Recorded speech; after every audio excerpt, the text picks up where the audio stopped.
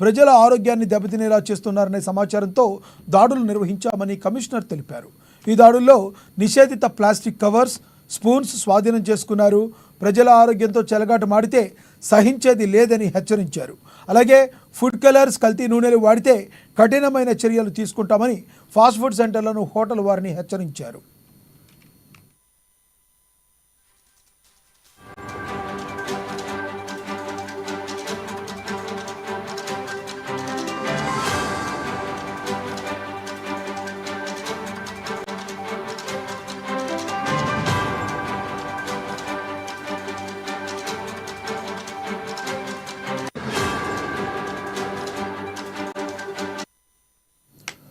కడప జిల్లా బద్వేల్ మున్సిపాలిటీ పరిధిలోని పలు ఫాస్ట్ ఫుడ్ సెంటర్లో, హోటళ్లను మున్సిపల్ కమిషనర్, ఫుడ్ సేఫ్టీ అధికారులు ఆకస్మికంగా తనిఖీలు చేశారు. ఫాస్ట్ ఫుడ్స్, హోటల్స్లలో నిషేధిత ఫుడ్ కలర్స్, టేస్టింగ్ సాల్ట్, కల్తీ నూనెలు వాడుతూ ప్రజల ఆరోగ్యాన్ని దెబ్బతినేలా చేస్తున్నారనే సమాచారంతో దాడులు నిర్వహించామని కమిషనర్ తెలిపారు. ఇదే విషయానికి సంబంధించి మరింత సమాచారాన్ని మా కడప ప్రతినిధి యూసఫ్ అందిస్తారు. యూసఫ్, చెప్పండి, మీ దగ్గర ఉన్న తాజా సమాచారం ఏంటి? Thank you Lakshminath. కడప జిల్లా వ్యాప్తంగా కూడా ఏదైతే ఆహార పదార్థాలు అమ్మకాలు కొనసాగిస్తున్నటువంటి ఫాస్ట్ ఫుడ్ సెంటర్లు ఏవైతే ఉన్నాయో వీటన్నిటి మీద కూడా గత కొద్ది రోజులుగా పదే పదే ఫిర్యాదులు అందుతా ఉన్నాయి. చాలా మంది ఏవైతే ఈ ఫుడ్ సేకరించి తింటా ఉన్నారో వారందరూ కూడా అనారోగ్య పాలవుతా ఉన్నారు, హాస్పిటల్లో చేరుతా ఉన్నారు. పూర్తిగా ఈ యొక్క వ్యవహారంలో ఆరోగ్య శాఖ అధికారులతో పాటు తనిఖీలు నిర్వహించాల్సినటువంటి ఫుడ్ సేఫ్టీ అధికారులు ఎవరైతే ఉన్నారో వారందరూ కూడా ఆ మౌనం పాటియడం ద్వారానే ఇటువంటి కల్తీలకు తెరలేపారని చెప్పేసి చాలా మంది బాధితులు ఇప్పటికే ఫిర్యాదులు చేసినటువంటి నేపథ్యంలో బద్వేల్ తో పాటు రాజంపేట, ఇటు రాయచోటి, కడప ఈ ప్రాంతాల్లో అయితే ఫుడ్ సేఫ్టీ అధికారులు ఏకకాలంలోనే దాడులు నిర్వహిస్తా ఉన్నారు. కాలం చెల్లినటువంటి పదార్థాలతో పాటు ఆ స్టాక్ ఏదైతే చికెన్ కావచ్చు, మటన్ కావచ్చు, ఇటువంటి వీటిని కూడా ఫ్రిడ్జ్లలో భద్రపరిచి డేట్ ఎక్స్పైర్ అయినటువంటి నూనె పదార్థాలను పదే పదే కంటిన్యూ చేయడం, అవి తిన్నటువంటి ప్రజలకు అనారోగ్యం పాలయ్యి ఆసుపత్రులలో చేరుతా ఉన్నారు. వీటన్నిటిపైన కూడా అటు మున్సిపల్ కమిషనర్ తో పాటు కడప మున్సిపల్ కమిషనర్ కూడా ప్రత్యేక ఆదేశాలు జారీ చేశారు. జిల్లా వ్యాప్తంగా దాడులు చేయండి, కల్తీ ఆహార పదార్థాలు తిని ఎవరైతే రోగాలను బాధపడతా ఉన్నారో వారిని అందరినీ కూడా పరీక్షలు నిర్వహించండి.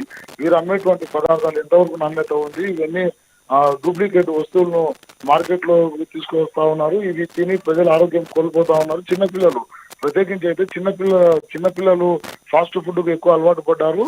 ఆ ఫాస్ట్ ఫుడ్ తిన్నటువంటి చిన్నపిల్లలకు ఫుడ్ పాయిజన్ ఇమీడియట్లీ గానే ఏర్పడతా ఉంది. వీటి ద్వారా ప్రాణాపాయ స్థితిలోకి చాలా మంది వెళ్లేటువంటి పరిస్థితులు కనబడతా ఉన్నాయి. కాబట్టి వాటిని నిషేధించండి, అవసరమైతే వాళ్ళు ఆ యొక్క షాపును సీజ్ చేయండి అని చెప్పేసి ఆదేశాలు ఇచ్చారు. బద్వేల్ వ్యాప్తంగా ఉన్నటువంటి అన్ని దుకాణాల్లో కూడా ఏకకాలంలోనే ఫుడ్ సేఫ్టీ అధికారులు దాడులు చేశారు. ఆరోగ్య శాఖకు కావాల్సినటువంటి పదార్థాలను సేకరించి ఏవైతే ఎక్స్పైర్ అయ్యే వాటిని కూడా ల్యాబ్కు పంపించారు. వీటిలో ఏదైనా తేడా వస్తే మాత్రం ఖచ్చితంగా వీరిపై చట్టపరమైనటువంటి చర్యలు తీసుకుంటామని చెప్పేసి అధికారులు హెచ్చరిస్తున్నటువంటి పరిస్థితి కనబడతా ఉంది. బద్వేల్లో ప్రత్యేకించి కల్తీ నూనెలతో పాటు కల్తీ పదార్థాలు ఉత్పత్తి చేస్తా ఉన్నారు. ఇవన్నీ జిల్లా వ్యాప్తంగా కూడా అమ్మకాలు కొనసాగుతా ఉన్నాయి. ఇక్కడ నుండి ఎక్స్పోర్ట్ జరుగుతా ఉందని చెప్పేసి అధికారులకు పక్కా సమాచారం రావడంతోనే దాడులు చేస్తా ఉన్నారు. Lakshminath, thank you Yusuf.